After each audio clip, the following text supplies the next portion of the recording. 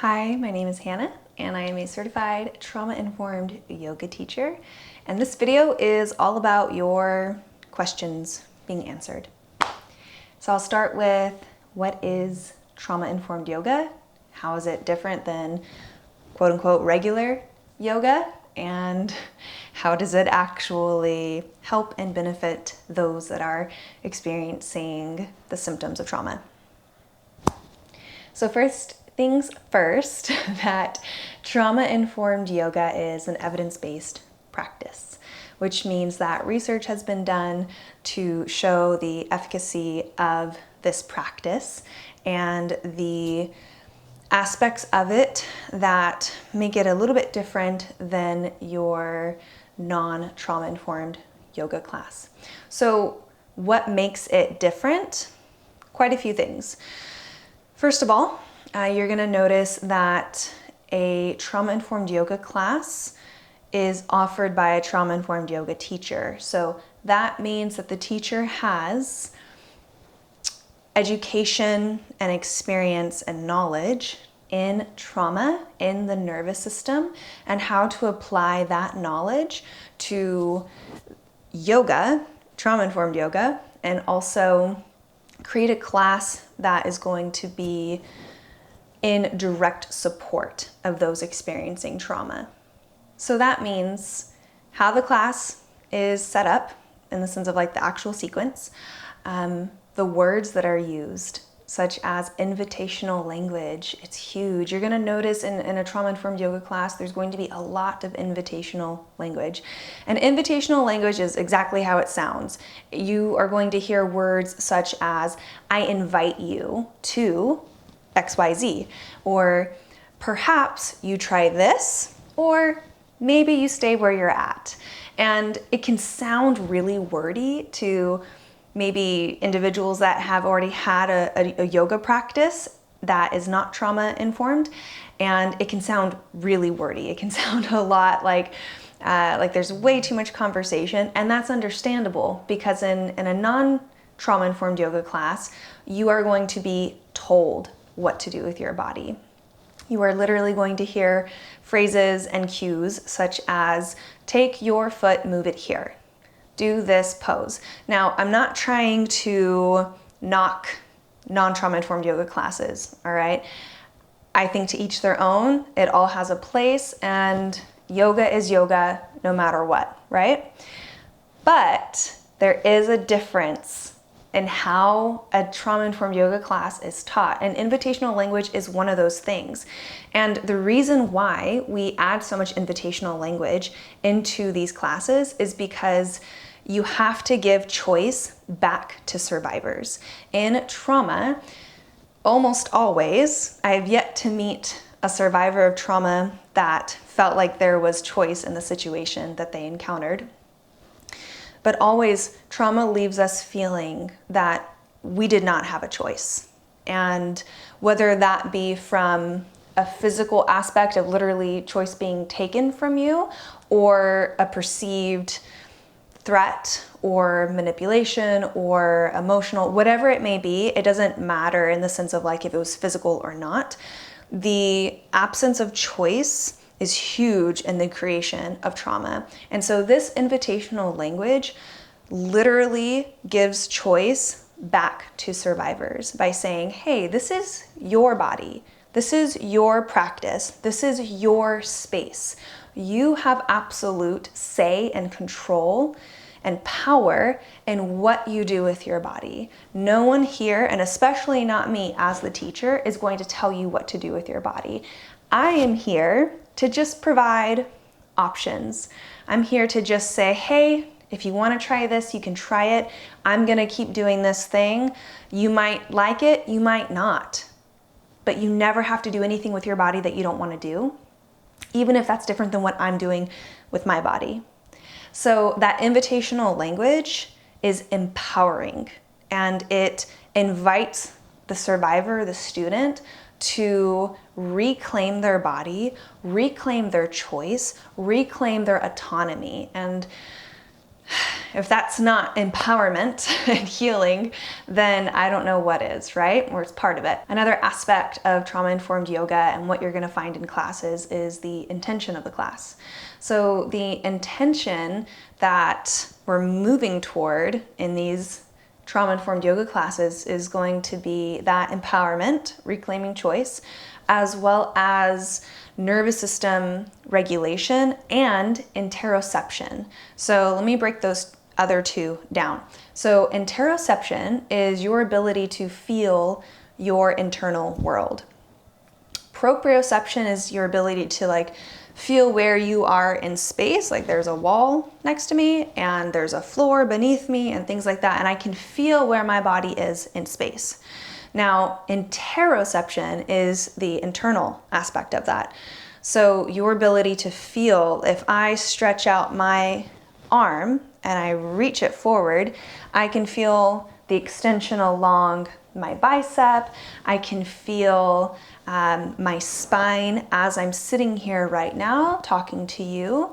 And if I were to tune in really deeply to those muscles that I'm using and the sensations that are being created in my body, I could pinpoint where each of those things are. So it's not just physical sensations, but it's also your emotions and your ability to determine what am I feeling, where am I feeling it, and the realization that emotions and physical sensations are actually one and the same. So that's interoception. And the reason why that's important is because trauma disconnects us. It disconnects us from ourselves, our bodies, from our loved ones, our community. It creates this rift.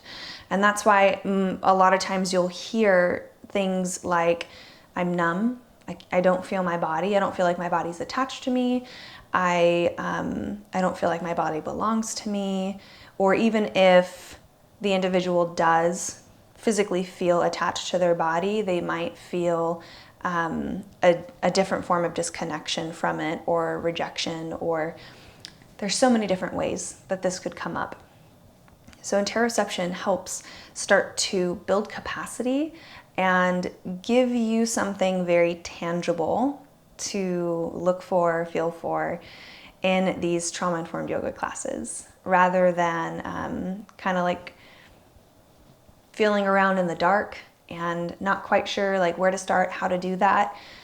This practice is very specific, and you would often hear me say in my classes, what are you feeling in this shape, this pose, and where can you locate where in your body you're feeling it.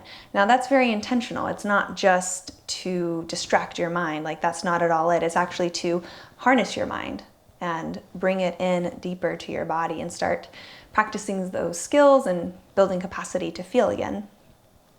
So that's interoception. And then also healthy rhythms. So creating nervous system regulation. Now trauma, it's no secret, is incredibly disrupting to the nervous system. In fact, that is what trauma is on a physiological level, is that we get stuck.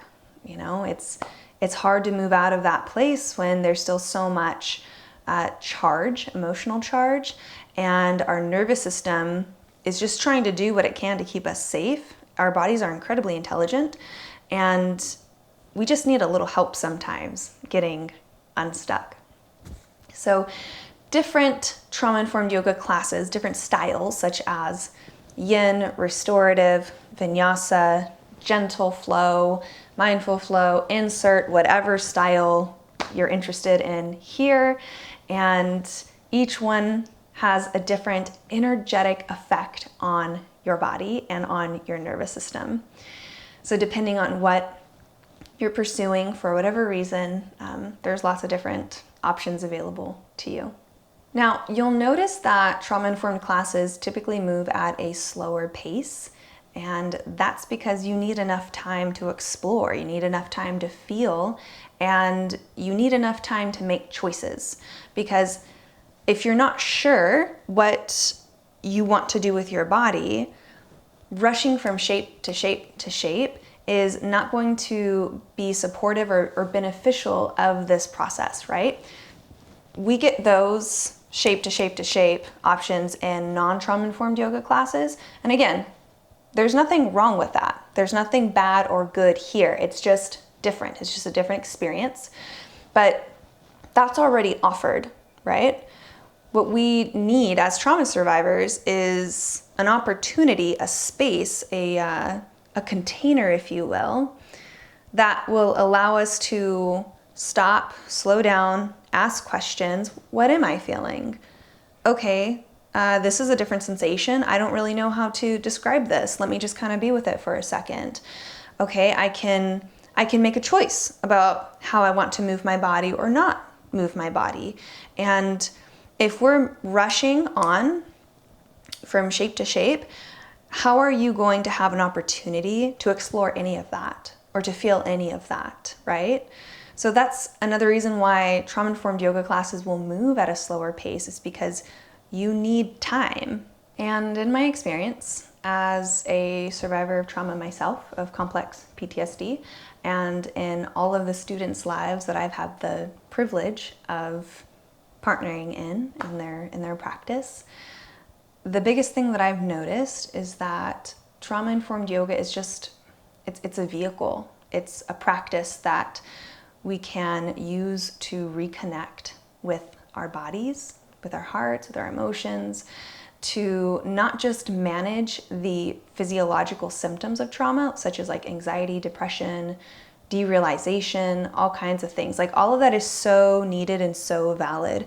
But at the end of the day, like if we were to go deeper than those things, it would be the opportunity, ability, the growing in capacity to feel yourself, to be in relationship with yourself, to be able to accept and love yourself without judgment, with compassion. And that's huge. That's absolutely huge.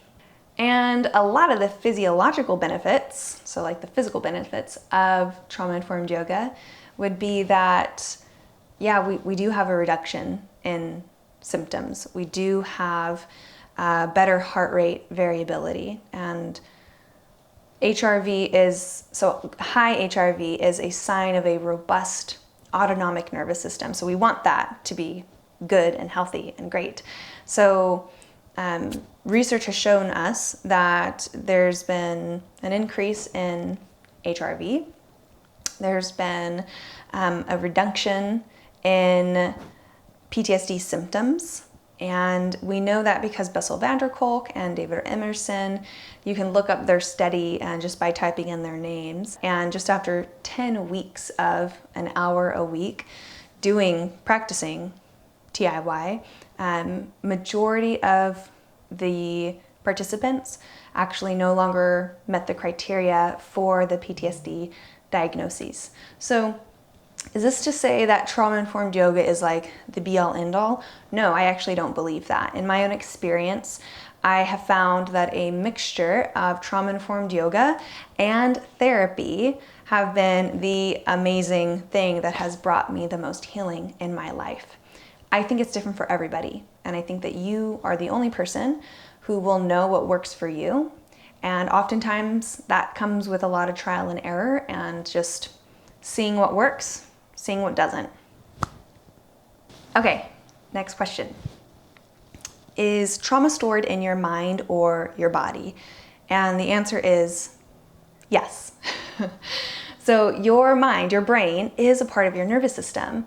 And trauma occurs when an event overwhelms your ability to cope, which causes your nervous system to get stuck in that moment, get stuck in time, and prevents your nervous system from continuing to return to homeostasis, which is homeostasis like your state of balance in your body, state of equilibrium, if you will. So when that happens, it is occurring in your body, and that doesn't mean that your mind is not also experiencing those symptoms of trauma, but just at a very base level, like Yes, it is happening in your body, and it is also happening in your brain because it's one and the same. It's all nervous system related. In trauma healing, words really aren't enough.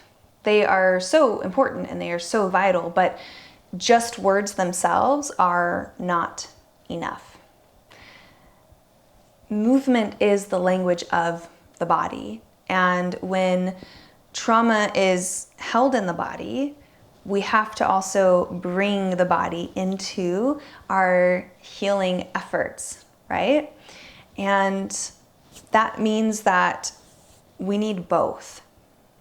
And that's why trauma-informed yoga is so helpful, is because it offers you a physical, a somatic tool to bring the body into it. And that's why a lot of therapists actually recommend to their clients to start a trauma-informed yoga practice, because it offers all of these things that we've been talking about.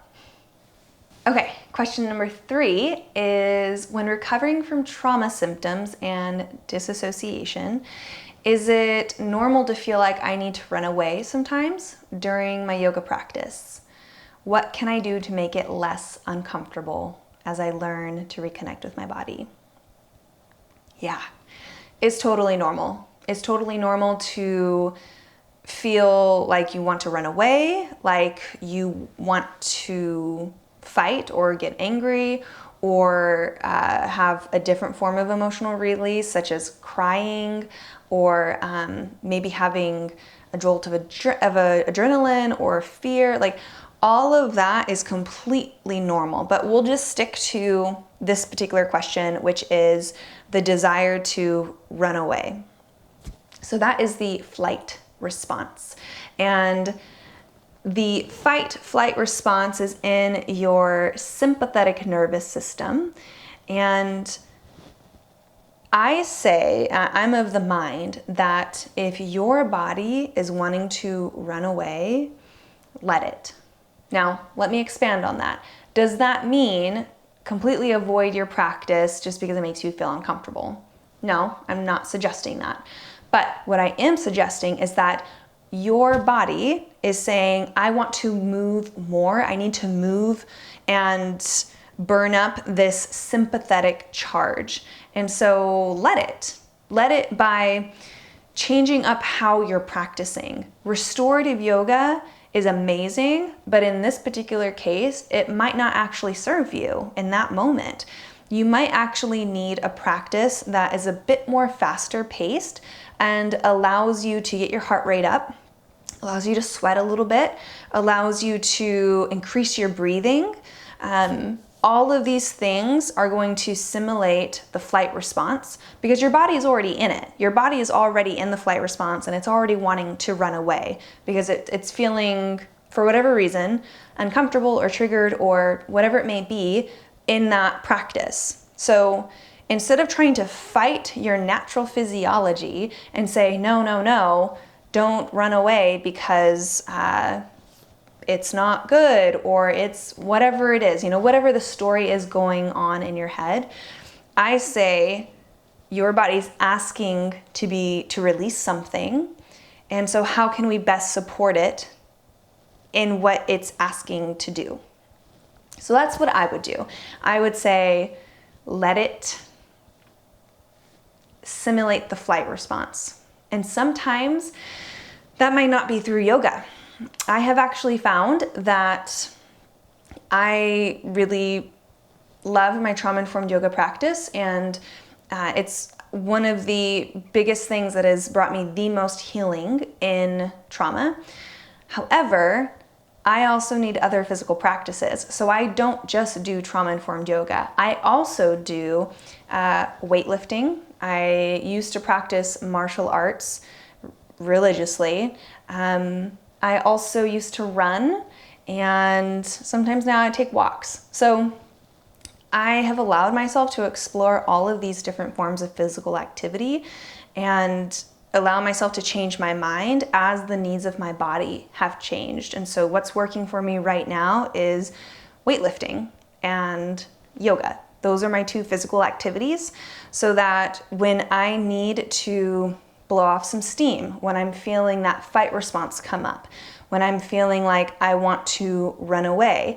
I don't go to my yoga bolster and take a restorative yoga class because that's not what I need in that moment. I need to allow my sympathetic nervous system to do what it needs to do, instead of forcing it to do the opposite or to do what is maybe like socially acceptable for whatever reason, whatever's coming up.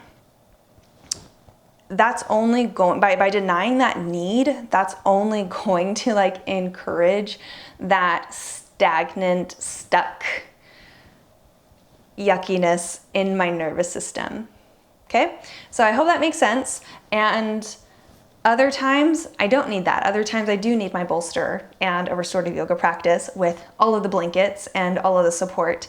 And it just depends on the moment. And you are the only person who knows what your body needs in that moment. So you have choice. You always get to decide like what is going to support me most and what does that look like for me? It might look very different than what I do or what someone else does, and that's okay because it doesn't have to be the same. Next question. I am very squirmy in my hip/groin area. What does this mean exactly? Is this because I have a lot of stored trauma? Maybe. It could be a couple different things. Yeah, it could be that your psoas is, so your psoas is a muscle that runs, it's one of your hip flexors. And your psoas is notoriously known for holding trauma. And that's a whole nother thing that we can get into another time. But it's one of the reasons why individuals with trauma find so much discomfort in hip postures, such as pigeon pose. That's a big one. Everybody usually has a really big response in pigeon pose. And frankly, I mean, so did I. So for years, long before I was even teaching yoga, when I was just practicing as a student, I would get so angry every single time I went into pigeon pose. I hated it. I had so much anger. And I'm like, not just talking about like emotional, I'm talking like a whole physiological reaction. My skin would get red. I would start sweating. I would clench my jaw. My heart would be pounding. And I mean, I'd be pissed. And it was like that for a while. And I did not know why necessarily I was responding that way. I mean, I had a lot of experiences earlier in my life that I can easily pinpoint to and say it was maybe because of that. I don't know. That's not the point. The point is that every time I went into pigeon pose or these really deep hip opening shapes, I had a huge physiological and emotional response. So that being said, that's normal too. And it could also be just lifestyle related. So it could be that maybe your hips are just really tight. And if you maybe like sit a lot for work or commute, or if you have a hobby such as like riding a bike, or if you're a runner, or anything that is just lifestyle related that could easily point to, oh, my hips are just tight. Sometimes it's just that. The next question is, should I be doing different lessons every day? Is it okay to repeat a lesson a few times? You can do whatever you want. Totally, you can do whatever you want. Your practice is yours, and you have complete freedom in what you do, how you do it, when you do it. So if you are feeling like a particular class is just really serving you and you just keep getting so much out of it and you keep coming back time and time again, stick with that for as long as you want. Or if you feel bored of a class and you're like, I need something different, I need something new, find something else. There's no right or wrong way. There is no like have to or shoulds. There's none of that in trauma-informed yoga.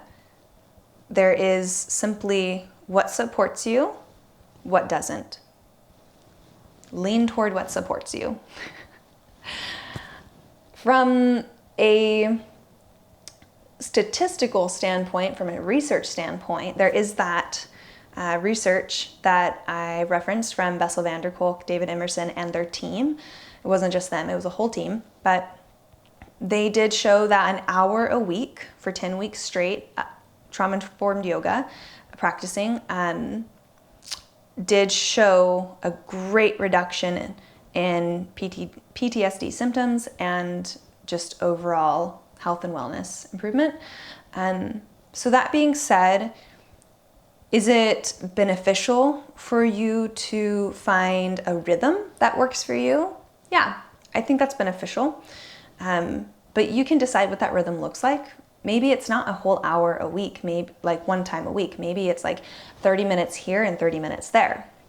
Maybe that fits your schedule better. My point being is that like it doesn't have to be rigid. You can figure it out. You can explore and make that decision for yourself. Second to last question is, what are the most helpful tools from the 8 limbs of yoga for trauma healing? You know, I keep getting a lot of questions about the 8 limbs of yoga, and it makes me feel like maybe we need to do a whole nother video on those. But in the meantime, I will say simply that yoga is yoga. So trauma-informed yoga cannot be separated from the whole practice of yoga.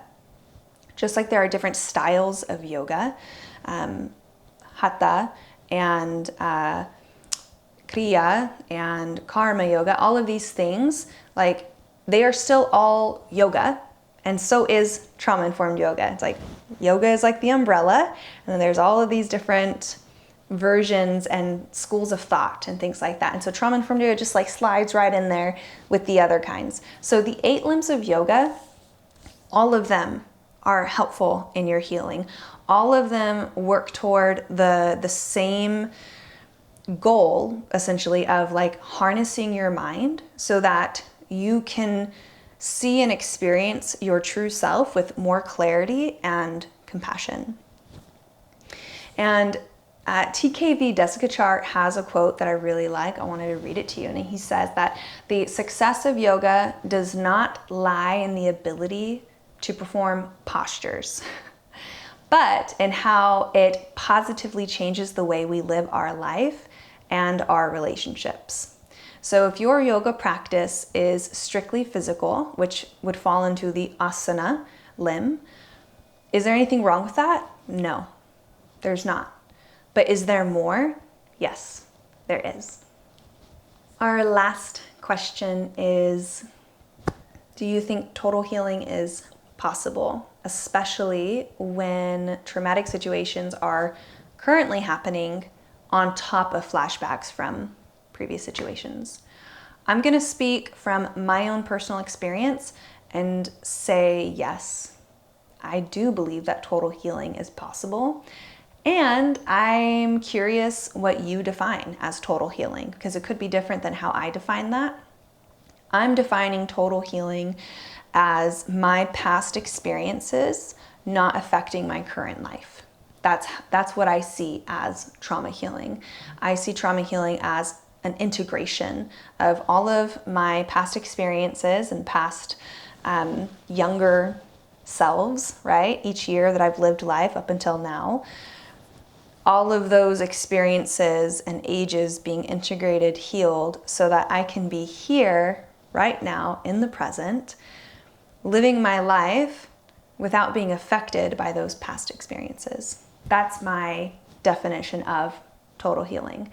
So in that case, yeah, I do believe it's totally possible.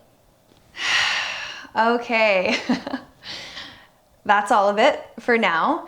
And honestly, I love answering your questions. I love being able to kind of sit here and have a chat with you. So if you have any other questions or even follow-up questions, if like these answers made you curious for other things, go ahead and drop all of that just in the comments. And then also, if there's anything else that you want to see, questions, answers, or even things about like my personal journey of trauma healing, or other different types of yoga classes, like whatever it is that you want to see, I'm here to support you. So I'd love to know from you your preferences. So with all of that being said, Thank you so much for having a listen. I would love it and appreciate it if you could subscribe, like, leave a comment. It definitely supports me in making more videos just like this. And if you're curious to connect even more outside of this space, then I have a email list in which I send a monthly love letter to all of my subscribers with just current happenings, events, as well as ways that you can connect with me. So you can go to my website, hannahuri.com, and sign up for my email list. You can also find me on social media, Hannah Yuri on Instagram. And you could always just drop me an email because I will respond. All right, until next time.